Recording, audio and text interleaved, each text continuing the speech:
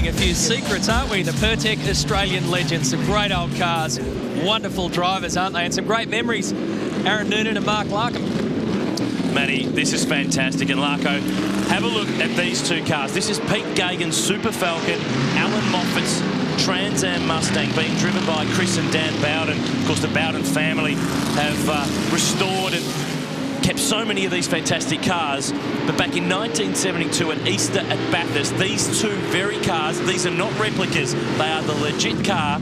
They raced in potentially what's termed the greatest ever touring car race in this country.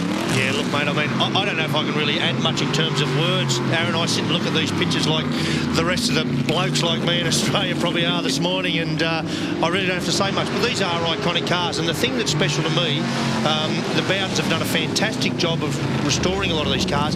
These are those items. I mean, I hate to try and put a price on their value. These are not replicas. These are the legit thing. This is the 69 Coke Trans Am Mustang, the car that Alan Moffat, even 40 years on, still gets emotional talking about, because it was the car that launched him to the icon of the industry in this country that we know him as. Now, Aaron, I don't want to call you a motor racing nerd, but no one knows more about racing chassis in this country than you do. This car, firstly, its success rate? Lots. It won in 5 years as a touring car and a sports sedan, 101 races. That's not championship, that's all types of races, from 151 starts. So virtually 2 out of 3. That's not bad. So in your head, is there any other car at this level that has had similar success since that day? I think the only other car that could rival it is Pete Gagan's Mustang, which won a couple of touring car championships in the 60s. It was a phenomenal car. But having a look here at Alan Moffat's 1973 touring car championship winning Phase 3. Father French, Johnny French, is behind the wheel today. This is a car that was stolen, would you believe it, the night before the Adelaide touring car round in 1973. A joyrider nicked off with it up to the Adelaide Hills, took it for a burn, left it there. Moffat couldn't find the car the next day and had to borrow Murray Carter's and run from the back of the field. Well, if you're going to nick one, that's the one to nick, isn't it? I mean, XY GTHO Phase 3, that is iconic in terms of classic car terminology in this country. And this was, in fact, the car that took Alan Moffat to his first touring car championship. He and Peter Brock had an epic run that year. Brock in the XU1 Tirana. What a glorious car, the Phase 3. Look at that. Just listen to that. Does it get any better? No. It just doesn't. How good is this? Of course, John French, a winner at the Mountain with Dick Johnson in 1981, and won the very first race in a GTHO at Sandown with Alan Moffat back in 69. And moving forward, the Sierra, the RS500 Cosworth. This has been driven by Chris Hinton. This was one of the DJR Shell Sierras, and they were the best Sierras in the world. They were, mate, but even at that, Johnny Bow often says, of all the cars, and Dick says the same thing, very, very difficult car to drive. High centre of gravity, lots and lots of horsepower, come from a turbo, wasn't highly developed and very difficult to drive. So it went from a hairdryer 4-cylinder with about 40 horsepower to 640 in about a click of a finger. Mate, I had a little driver one and really hard work. Of course, Dick Johnson and John Bow, Bathurst winners in 1989 in the Sierra. 20 years ago. Seems like it was yesterday. That distinctive 4-cylinder turbo whistling note, it really did dominate there for an era in Group A. Only surpassed really by the big GTR Nissan. Here's a couple of legends. Ah, now we're talking. Look at that. Look at that. Now, this was 84. Now, this is getting towards the end of the era where the cars were really the big bangers. Big guards, big wheels, big proper race cars, and sheepskin seat covers. I've been hanging on Dick all weekend about that. You'll see it in through the window. He actually raced it exactly like that in 1984. This car won the championship with Dick behind the wheel and then was running the endurance races that year. 19-inch rear wheels. And this car replaced, remember the car that ended up going through the greenery of Forest Elbow at Bathurst? This was the replacement. One of the great pieces of vision of Australian motorsport history. Look at that. I mean, you're seeing Dick in there. That is fabulous. And that is the legit car as it finished its last race in 1984. I noticed Dick was quick to say he's 15 seconds quicker around here than Stevie Johnson having a little drive. Now, Steve would have got in that and got the shock of his life. I know Dick said it stops and it goes and all the rest of it, but it'd be hard work, mate. No mistake of that. Just going by Bo Seaton in the Capri, Jimmy Richards behind in The 635 JPS BMW, of course, the late, great Frank Gardner ran that team so successfully. And talking to Jimmy yesterday, this is, in fact, the last of the 635s that he and Tony Longhurst ran. And Jimmy will be really enjoying this. I mean, Jimmy still competes regularly, and great race driver. Has one of that uncanny ability that not everyone has to jump in just about anything and drive it well. Yeah, look, I reckon he's having a little bit of a crack. He's not happy about this big pup. I reckon the clock's wound back in the brain of these blokes 25 years in a heartbeat. Yeah, a little bit of vigour there, a little bit of vigour. Yeah, there was a little bit of a go there. Left-hand drive, German thoroughbred. Really did kick off the Group A era, and I tell you what, as a kid who grew up watching this stuff, this is spectacular. This is the 1978 Bathurst winning Peter Brock and Jimmy Richards A9X. James Brock is behind the wheel.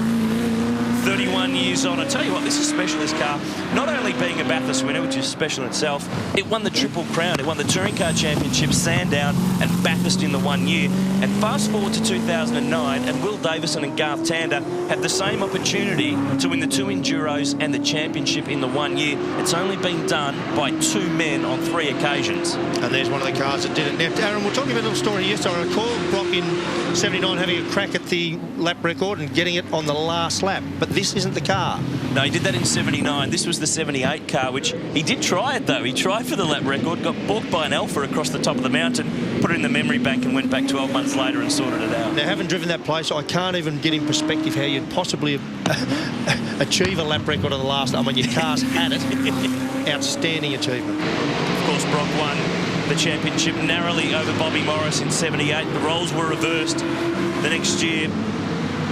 And this car, as Colin Bond mentioned earlier, it was the first Holman to win the championship back in 1970 with the great Norm Beachy, who, of course, is a Hall of Famer. He's in the V8 Supercar Grid of Champions and a regular viewer of our V8 Supercar telecasts. And he was a man who paved the way with this car. Certainly was. And this car is meticulous. Another Bowden restoration. I've had a good look at this car. It is beautifully restored.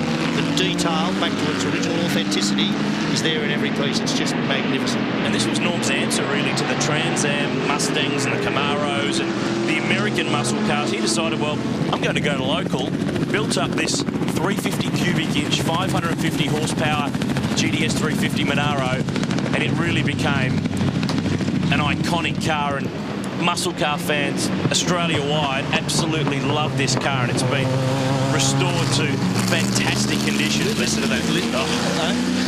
You know what, as a kid, having seen all the old films and pictures, only until a year ago I actually heard this car for the first time. It really blew me off my feet. Look, I just think this is fantastic. I hope we see a lot more of this stuff. This is the core of everything we do today. These guys and these cars have been at the base of, now look at this thing. I was a die-hard Ford fan when this thing, and you remember Bobby Morris crying? Well, there's only one bloke in Australia that was crying hard. That was me. Bobby Morris behind the wheel of the Ron Hodgson A9X Tirana, the winner of the Touring Car Championship in 1979. Of course, he and Peter Brock had an epic run.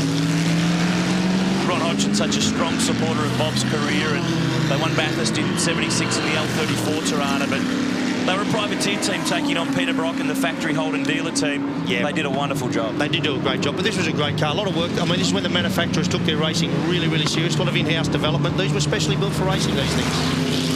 Speaking of specially built, the 9 Sport Chevrolet Camaro with KB behind the wheel. They've actually had a few problems with this car this weekend, though. They have. I actually bumped into Gavin Bartlett this morning. They'd had a brake master cylinder failure in it. And he said, where the hell do you find a brake master cylinder for a Z28 Camaro, Z29 on the Gold Coast on a Sunday morning?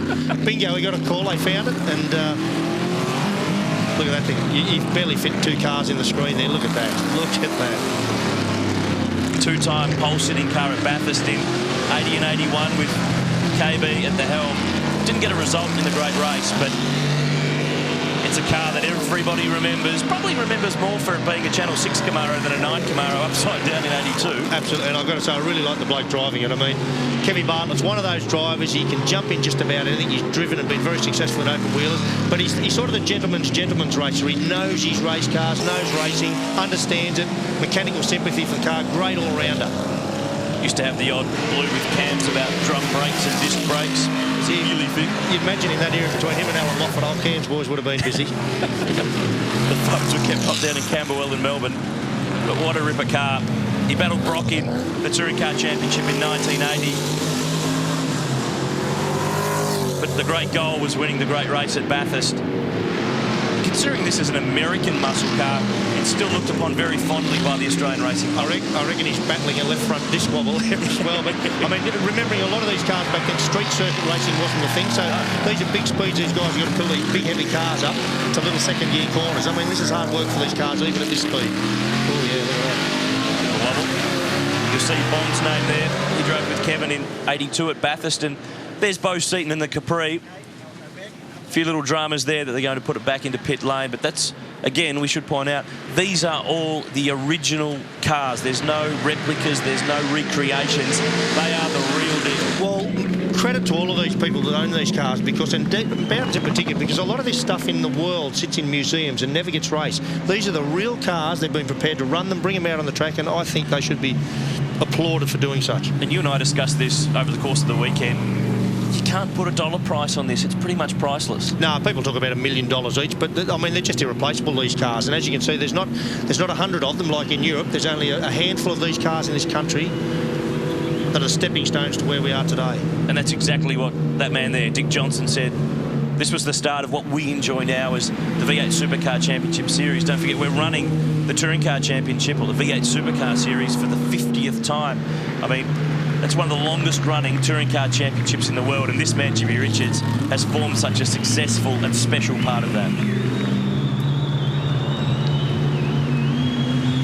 So the Pertec Australian legends have added a new dimension this weekend, winding back the clock, reliving some of the golden memories. But stick with us, we'll go racing when we come back. The Mini Challenge on the streets of Surfers.